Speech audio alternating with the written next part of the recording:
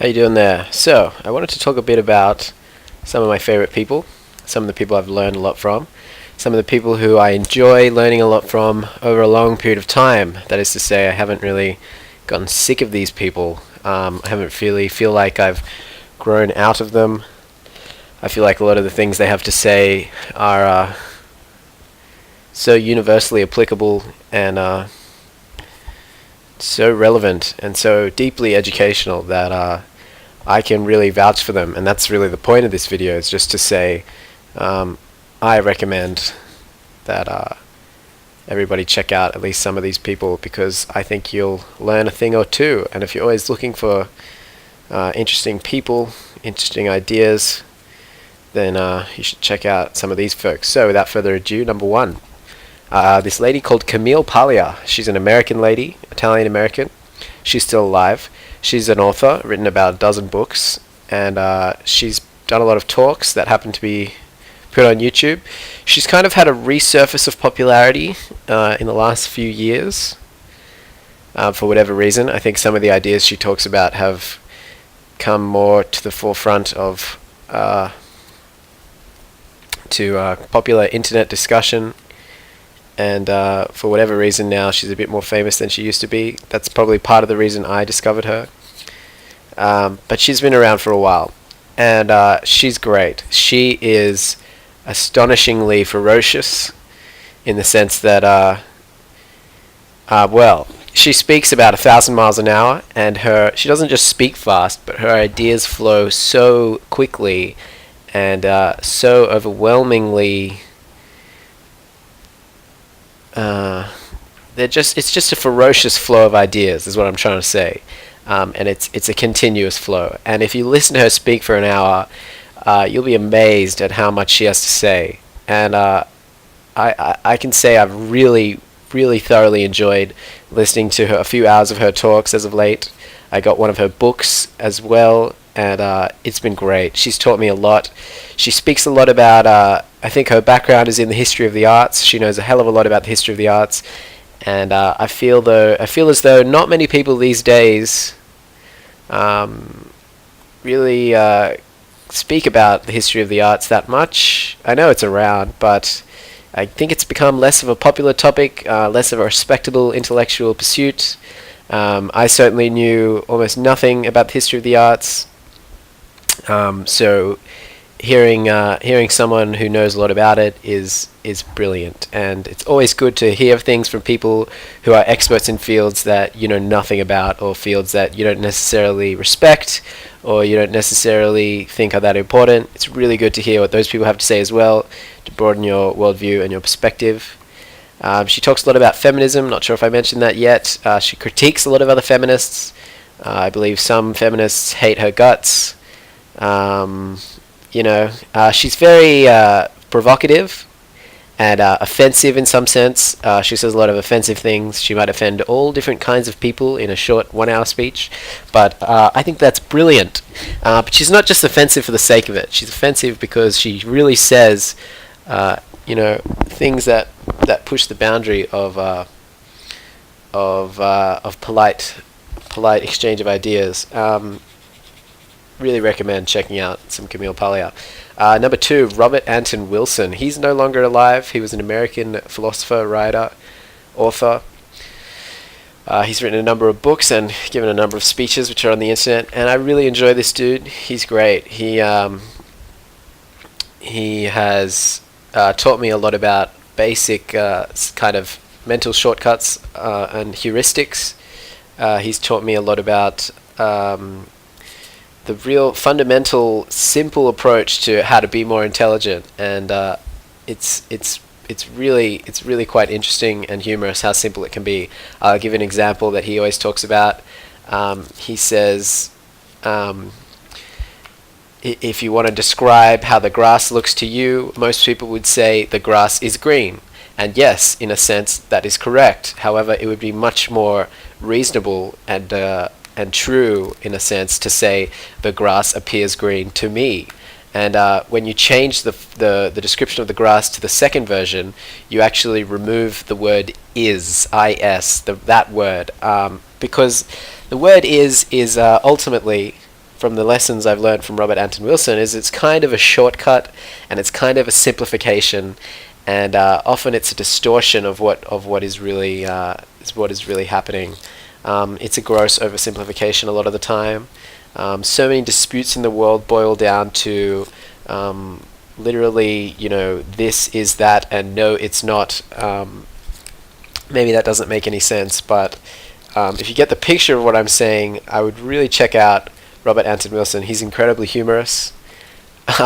He will definitely make you laugh, and he knows a lot of stuff. He was a very knowledgeable guy, and I really respect people who know a lot but are also humorous. There's nothing more painful than a know-it-all who can't make anyone who has no sense of humor. It's painful. But this dude is not like that. So if you're interested, check him out. Number 3, this is one of my favorites to talk about. This guy is called Frederick Douglass. He's no longer alive. He was an African American slave in the 1800s. He was basically born into slavery, as far as I recall, or he was a slave from when he was a very young child. And he ended up, long story short, he became a free man. He learned to read and write. He wrote several books. He taught other slaves to read and write, and he helped free a number of other slaves. He's semi-famous, but I feel like most people these days don't know who he is. Well, the children of my generation, the young people, don't know who he is, and even older people don't know who he is. So he's not that well known, but he is out there. So why is he good? He's phenomenal. Basically, he wrote this book called The Narrative of the Life of a Slave, Narrative of the Life of Frederick Douglass. I'll post a link to the audiobook. It's only about 3.5 hours for the full audiobook, so the book's not very long. You can read the book. You could probably read it in 2 hours or something. But yeah, I recommend the audiobook because the author, the guy who they got to read the text out, is really good as well. I feel like the guy who read it out had a fantastic appreciation for the text, for the content of the text, and so it makes the audiobook worth listening to, because not every audiobook has a good pronouncer or speaker, whatever you call those people. But yeah, I'll give an example of why I like it so much. So in the book, Frederick recounts the tale of when he was about 6 years old, and he was owned by this slave-owning couple, and the husband and the wife didn't necessarily see the potential of Frederick in the same way. So the wife enjoyed teaching Frederick a little bit of language skills, was teaching him the alphabet, just kind of saw him as just another child, because they were teaching the white children, the enslaved children, those kind of things at that age, the alphabet and how to speak and read and write and all that kind of stuff. So in the story from the book is that one day Frederick was being taught some words by the wife, and the husband came in and was furious at the fact that the wife was teaching the little slave boy Frederick how to read and write. And the husband scolds the wife, and he said to the wife, "You must never teach a slave how to read or write, because it will make them forever unfit to be a slave." And Frederick, as a little 6-year-old boy, remembered this. And he not only remembered the words, but he describes in the book that he remembered the way in which the man scolded his wife, the tone of the voice, the conviction of the sound, that it left an impression on him forever. And he knew that because of the way the message was conveyed, the tone and etc., that the man was telling the truth, that the man wasn't just playing around. So he decided after that it was essential for him to learn to read and write. He used to make trades with the little white children to get their homework, because he was never given any homework, but he wanted to do the homework. And the other kids obviously didn't want to do the homework. So he eventually taught himself to read and write, taught other slaves to read and write.